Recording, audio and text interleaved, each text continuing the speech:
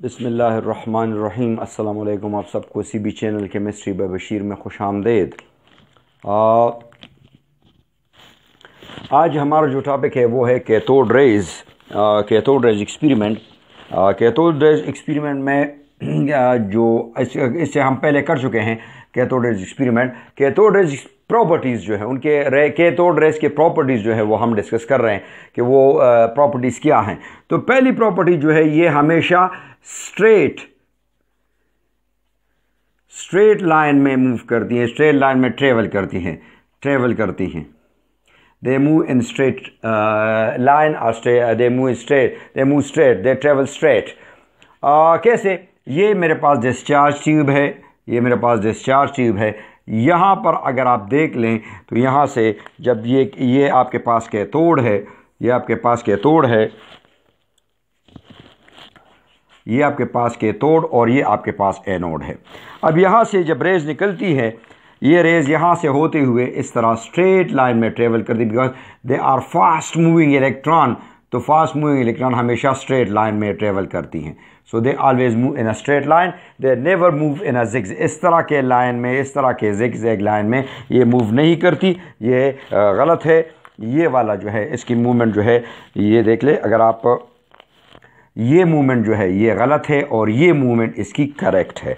Okay जी। इसके बाद दूसरी जो इसकी प्रॉपर्टी है वो हम डिस्कस करने जा रहे हैं, वो ये है कि ये जो है ये जो रेज़ हैं, यहाँ से जाने वाली जो रेज़ हैं, अगर हम इसको यहाँ पर एक पॉजिटिव पोल आउटसाइड या इनसाइड, यहाँ पर नेगेटिव, ये आपके पास कैथोड है जिससे रेज निकल रही है, ये आपके पास एनोड है जिसकी तरफ रेज आ रही है। अब अगर इसके अपोजिट एक इलेक्ट्रिक फील्ड जो है अप्लाई किया जाए, तो ये रेज जो है, ये रेज आपको जो नज़र आ रही हैं वो इस तरफ जाएंगी, पर यहाँ आते हुए इस पॉजिटिव के करीब इस तरह जो है वो इस तरफ आ जाएंगी, इस तरफ यूं।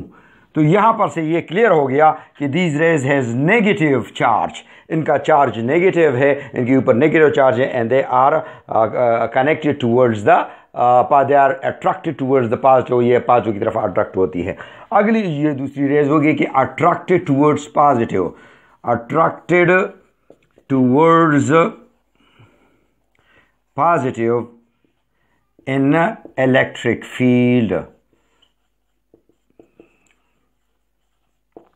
इलेक्ट्रिक फील्ड के अगेंस्ट अगर अप्लाई किया जाए तो ये बिल्कुल यूं करके इस पॉजिटिव की तरफ जो है, ये पॉजिटिव जो है इसकी तरफ ये और ये पॉजिटिव इसको अपनी तरफ खींच लेगी।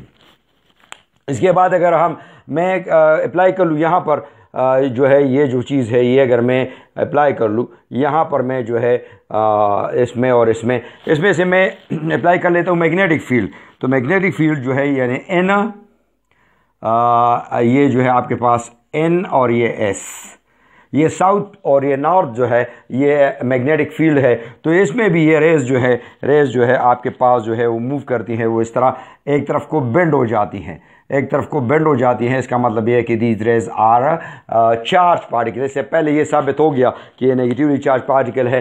तो इसमें भी जो है हम लिख सकते हैं कि नंबर 3 जो है मैग्नेटिक फील्ड, अगर हम मैग्नेटिक फील्ड अप्लाई कर लें तो इसमें से ये साउथ पोल की तरफ जो है ये अट्रैक्ट हो जाती हैं, अब इसके बाद जो है अगर हम देख लें, इसमें से एक पिनव्हील लगा दे, टाइनी पिनव्हील, बहुत छोटा सा पिनव्हील लगा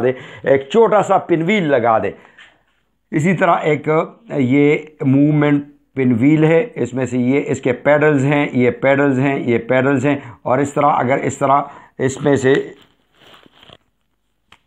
ये जो आपका है, अगर आप यूं कर ले, इसमें से ये जो है इस तरह ये पिनव्हील। तो जैसे ही ये रेज यहाँ से आती हैं, ये रेज़ यहाँ से आती हैं, ये रेज़ जैसे ही ये रेज़ आती हैं ये इस पिन व्हील को मूव करती हैं। जब ये से गुजरती है तो ये पिन व्हील इसमें से बिल्कुल इस तरह मूव कर रहा होता है, इस तरह रिंग की तरह। ये एक पैडल पर एक पैडल पर पड़ा, फिर दूसरे पर पड़ा, फिर तीसरे पर पड़ा, तो इसको इस तरह मूव किया जाता है, ये मूव हो रहा होता है। इससे अंदाज़ा हो गया कि ये टाइनी पिन व्हील को मूव करती है। मीन्स कि इसका दे हैव नंबर 4 हम लिख सकते हैं कि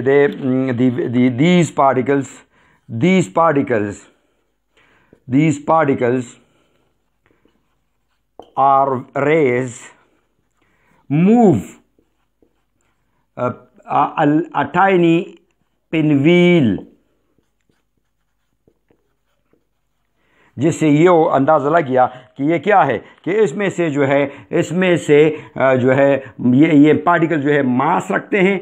क्योंकि अगर मास इनके साथ टकराता है, जिस तरह हवा बहुत तेज़ हो जाती है हमारे चेहरे के साथ टकराती है, हमें फील होता है। इसी तरह क्योंकि वो छोटे छोटे पार्टिकल्स पर मुश्तमिल होती है, स्मॉल मालिक्यूल्स पर मुश्तमिल। स्मॉल जो है वो कार्बन पार्टिकल्स में होते हैं, डस्ट पार्टिकल्स में होते हैं, एयर पार्टिकल्स इसमें होते हैं। तो वो इसी तरह ये मास भी रखती है और साथ साथ ये मोमेंटम भी रखती है। मोमेंटम यानी मास और वेलोसिटी दोनों इसकी होती है। तो इसे ये साबित हो गया नंबर 4 पर कि मास और मोमेंटम भी दिखाती है। नंबर 5, अगर इसमें से हम जो है एक इस तरह रख लेते हैं, एक इसके जो है मेटल रख देते हैं, मेटल पार्ट। लेट से ये आपने मेटल का टुकड़ा रख दिया, मेटल का टुकड़ा, तो ये मेटल के टुकड़े को जो है ये हीट करती हैं। ये मेटल के टुकड़े को क्या करती है, जैसे मेटल के टुकड़े पर ये पड़ती हैं तो ये मेटल के टुकड़े के ये इसके मालिक्यूल्स हैं, छोटे छोटे ये एटम्स है, मेटल के एटम्स है।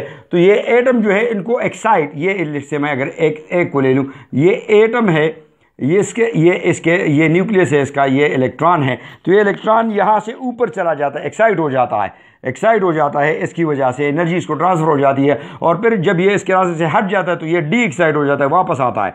तो जब वापस आता है तो ये कुछ एनर्जी रिलीज़ करता है जो हमें नज़र नहीं आती, वो हीट की शक्ल में दिखाई देती है। तो ये उसी हीट की शक्ल में जो है हम फील कर लेते हैं। सो इसका मतलब ये हुआ कि ये जो मेटल है एटम्स है उसको जो है हीट करती हैं। तो दे heat, number 5, they heat metals as well as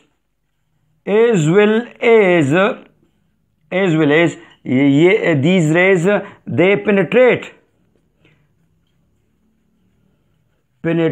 to some extent to few millimeters जो है in the metal as well, in the metal ये इसमें मूव भी कर सकती हैं, इसमें से थोड़ा सा पेनिट्रेट भी कर जाती हैं। तो ये इसके कुछ प्रॉपर्टीज़ हो गई। नंबर 6 प्रॉपर्टी अगर हम ले लें, नंबर 6 प्रॉपर्टी की बुनियाद पर मैं बात करूं तो 6 प्रॉपर्टी में ये हो सकती है कि इसमें से जो है ये जो आपके जो रेज़ हैं ये इसके सामने अगर,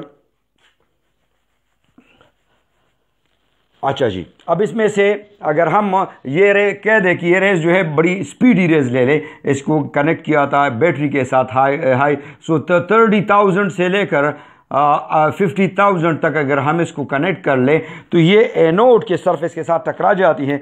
ये सीधे एनोड के सरफेस के साथ टकरा जाती हैं, इस तरह एनोड के सरफेस के साथ टकरा जाती हैं और यहाँ से कुछ रेज़ निकाल लेती हैं। उन रेज़ को नाम दिया जाता है एक्सरेज, प्रोड्यूस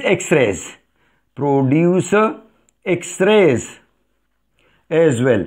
ये जो है ऐसे भी प्रोड्यूस करती है। फिर इसका अगला जो है नंबर 7 में हम लिख सकते हैं कि ये जो है ionises gases, ionises the gas inside the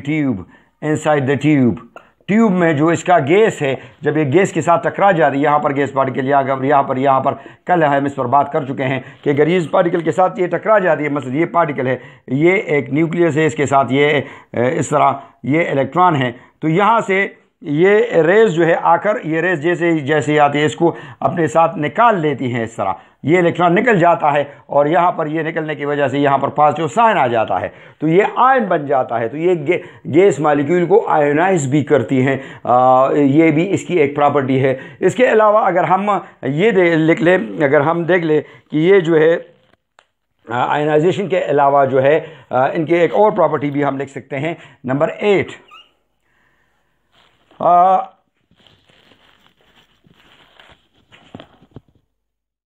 तो इसके साथ 8वां जो है, ये जो है हम क्या कहते हैं कि it cast shadow, cast shadow.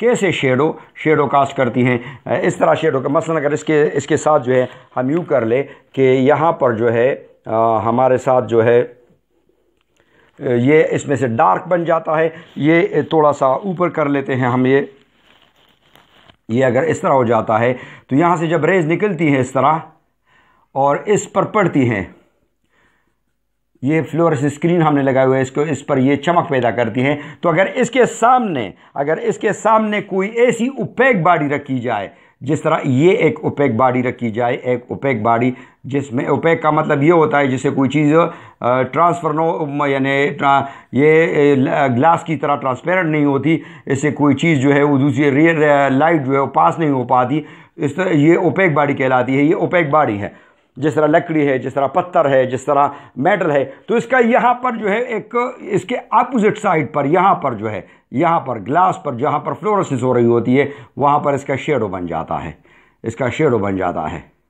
Shadow देखा, शेडो ये वो फ्लोरेसेंस है। इसका मतलब ये है कि जब ये रेस जा रही है इसको फ्लोरेसेंट कर रही है, तो जिस जगह से ये टकरा रही है वो तो फ्लोरेसेंट हो रही है, लेकिन बाकी जो चीज़ है वो जो है वो इसको वो बाकी जो जगह है वो से वो फ्लोरेसेंट क्रिएट नहीं हो पाती, ये रेस तो इससे पास नहीं हो पाती।